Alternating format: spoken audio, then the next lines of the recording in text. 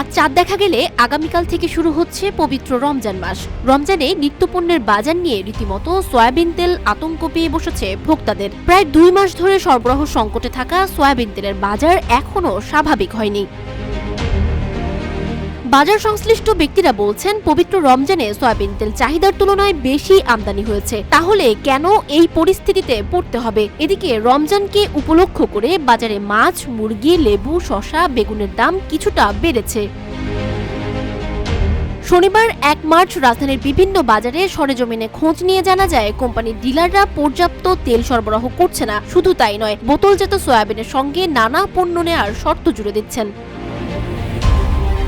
গত 1 সপ্তাহের ব্যবধানে বাজারে প্রতি কেজি ব্রয়লার মুরগি 200 থেকে 210 টাকা ও সোনালী মুরগি 280 থেকে 310 টাকায় বিক্রি হতে দেখা গেছে। এছাড়া প্রতি কেজি গরুর মাংস 750 থেকে 800 টাকায় বিক্রি হয়েছে, যা গত সপ্তাহের তুলনায় কেজিতে 20 থেকে 30 টাকা বেশি।